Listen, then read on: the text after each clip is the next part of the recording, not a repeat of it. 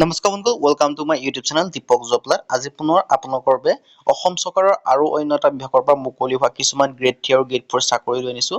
চাকৰিখিনি কি হয়, লগতে কেনেদৰে আবেদন কৰিব পাৰিব, আৰু গ্ৰেড 3 গ্ৰেড 4 হয় যদিও আপোনালোকে ভেকেঞ্চিখিনিৰ কাৰণে আপোনালোকৰ এজ ক্ৰাইটেৰিয়া কি হ'ব, কোৱালিফিকেশ্যন কিমান লাগিব, এই সকলোখিনি কথা এই ভিডিঅ' যোগে আলোচনা কৰা হ'ব। যদি ভিডিঅ'টো ভাল পায় ভিডিঅ'টো লাইক কৰিব, লগতে চেনেলটো ছাবস্ক্ৰাইব কৰি দিব এনেকুৱা ধৰণৰ ভিডিঅ'সমূহ প্ৰতিদিনে পাই থাকিব বাবে। আৰু আপোনালোকৰ ভেকেঞ্চিখিনিৰ কাৰণে আপোনালোকৰ সকলোখিনি কথা এই ভিডিঅ'টোত আলোচনা কৰা হ'ব। যদি ভিডিঅ'টো ভাল পায় ভিডিঅ'টো লাইক কৰিব, লগতে চেনেলটো ছাবস্ক্ৰাইব কৰি দিব। আহক আজি আমি ভিডিঅ'টো আৰম্ভ কৰোঁ। ভেকেঞ্চিখিনি আহিছে ধুবুৰী জুডিচিয়েৰী ৰিক্ৰুটমেণ্টৰ ফালৰ পৰা 2024 বৰ্ষৰ কাৰণে আহিছে। দুটা আপোনালোকৰ অফিচ এছিষ্টেণ্ট আৰু পিয়নৰ ভেকেঞ্চি আছে। 14 মে তাৰিখে নটিফিকেশ্যনখন আহিছে। ইয়াত আপোনালোকে দেখিব পাইছে name of the organisation district legal service authority Dhubri, আৰু লাষ্ট ডেট দিয়া আছে 28/5/2024, মানে মে মাহৰ 28 তাৰিখলৈকে ভেকেঞ্চি কেইটাৰ কাৰণে আবেদনসমূহ কৰিব পাৰিব।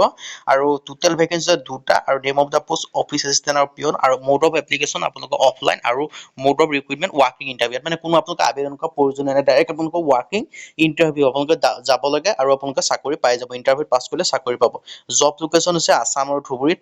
অফিচিয়েল ৱেবছাইট হৈছে @dhuburi.decode.gov.in। ধুবুৰী জুডিচিয়েৰী ৰিক্ৰুটমেণ্টৰ ফালৰ পৰা যিখিনি ভেকেঞ্চি আছে, অফিচ এছিষ্টেণ্টৰ কাৰণে এটা ভেকেঞ্চি আছে, দৰমহা দিয়া হ'ব 18,000 টকা পাৰ মান্থ। আৰু যিটো 2 নম্বৰ ভেকেঞ্চি হৈছে পিয়নৰ ভেকেঞ্চি। ইয়াত আপোনালোকৰ এটা পোষ্ট আছে, ইয়াৰ কাৰণে পে স্কেল দিয়া হ'ব 12,500 টকা। আৰু এলিজিবিলিটি ক্ৰাইটেৰিয়াৰ ক্ষেত্ৰত আপোনালোকৰ এজ লিমিটটো মই আপোনালোকক জনাই দিছোঁ। 18 পৰা 40 বছৰৰ ভিতৰত যিসকল কেণ্ডিডেট আছে তেওঁলোকে ভেকেঞ্চি কেইটাৰ কাৰণে আবেদনসমূহ কৰিব পাৰিব। SC/SC কাৰণে 5 বছৰকৈ, মানে আপোনালোকৰ 45 বছৰলৈকে আবেদন কৰিব পাৰিব। OBC কাৰণে 3 বছৰ 43 বছৰলৈকে আবেদনসমূহ কৰি ল'ব পাৰিব।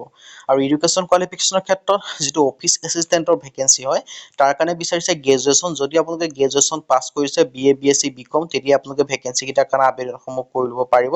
লগতে কম্পিউটাৰ নলেজটো আপোনালোকক বিচাৰিছে। আৰু যিটো পিয়নৰ ভেকেঞ্চি হয়, তাৰ কাৰণে 8 পাছ 10 পাছ 12 পাছটো নোৱাৰিব, মাত্ৰ 8 আৰু 10 পাছ আৰু কেণ্ডিডেটে আবেদনসমূহ কৰি ল'ব পাৰিব।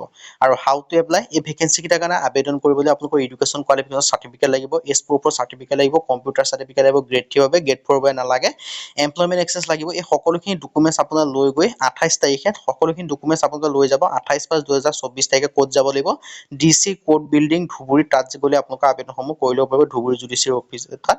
আৰু লাষ্ট মানে 28/5/2024, মানে মে মাহৰ 28 তাৰিখে আপোনালোকে সেই ঠাইত গ'লে আপোনালোকৰ এটা ইণ্টাৰভিউটো পাছ কৰিলে আপোনালোকৰ চাকৰি হৈ যাব। আজি ভিডিঅ' ইমানে। যদি ভিডিঅ' ভাল পালে লাইক কৰিব, লগতে চেনেলটো ছাবস্ক্ৰাইব কৰি দিব। এনেকুৱা ভিডিঅ' প্ৰতিদিনে পাই থাকিব। আজিলৈ প্ৰতিদিনে লগ পাম।